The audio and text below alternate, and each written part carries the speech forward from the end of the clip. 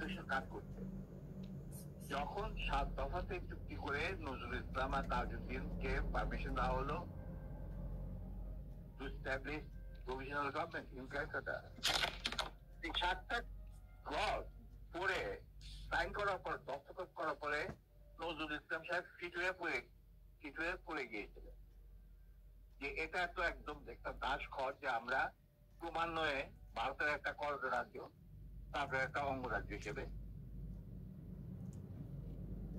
অঙ্গরাজ্যে পরিণত হবে বাংলাদেশ, হবু বাংলাদেশ। আর ওই joint declaration between Usmani and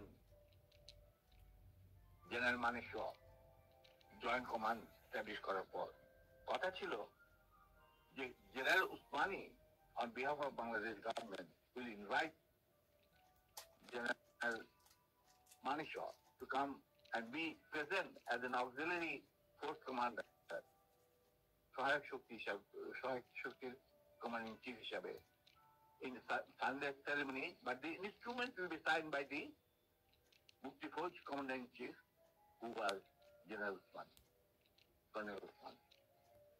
কিন্তু সেটা হতে দেওয়া হলো না। 16 ডিসেম্বরে যে সারেন্ডার সেরেমনি হলো রেস্ট করতে, সেখানে পরিষ্কার বাংলাদেশের জনগণ দেখতে পেল যে পাকিস্তান আর্মি সারেন্ডার করতে ভারতীয় সেনাবাহিনীর কাছে, এবং সেখানে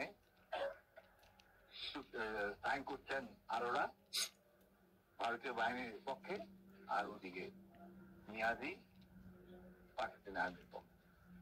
সেখানে মুক্তিযোদ্ধারা কোথায়? আমরা পরে থাকলাম ঝাড়ুদার হিসাবে ইন্ডিয়ান আর্মির রাস্তা পরিষ্কার করে দেওয়ার কাজে, বনে বাজারে। আমাদের কি কোনো শহরগঞ্জে ঢোকার পারমিশন দিল না মুজিব সরকার, আমাদের তাজউদ্দিনের সরকার, আওয়ামী লীগ সরকার। সেই অবস্থায় কি প্রমাণিত, এটা এই ঘটনায় কি প্রমাণিত হলো? ইন্ডিয়া প্রমাণ করলো সারা বিশ্বে যে বাংলাদেশ জনগণ নিজেরা যুদ্ধ করে দেশ স্বাধীন করেনি। বাংলাদেশ নামক একটি রাষ্ট্র প্রিমেচুরলি জন্ম দেওয়া হয়েছে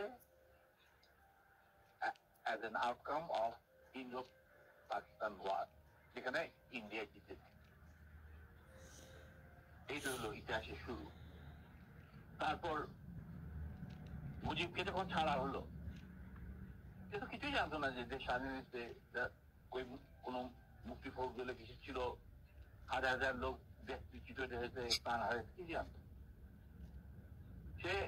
তাকে যখন ছেড়ে দেওয়া হলো, তখন ইন্দিরা গান্ধী তাকে পাকিস্তানে ফোন করে বললো যে, ফোন করলো মুজিব, ফোন করে বললো যে আমি দেশে ফিরে যাচ্ছি।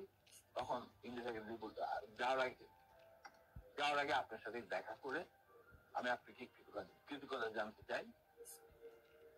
তো তখন ইন্দিরা গান্ধী বললো, কৃতজ্ঞতা তো জানাবেন, আপনি ফোন না করলে আমি আপনাকে ফোন করতাম, আপনাকে ঢাকায় সরকারকে আপনি জানাতাম, আপনি নয়াদিল্লি হয়ে যেতাম। মুজিব সেটাই করলেন, চলে গেলেন নয়াদিল্লি, লন্ডন থেকে। সেখানে কি হলো, যে 7 দফার চুক্তিতে সাইন করার পর প্রবাসী সরকার গঠন করেছিল তাজউদ্দিন আর নজরুল ইসলাম, সেই আওয়ামী লীগ বাংলাদেশে ক্ষমতা গ্রহণ করলো সারেন্ডারের পর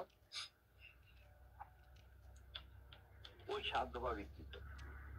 এবং সেই 7 দফাতে মুজিব স্বাক্ষর দেওয়ার পর ফিরে গিয়ে তিনি ক্ষমতা নিজে হাতে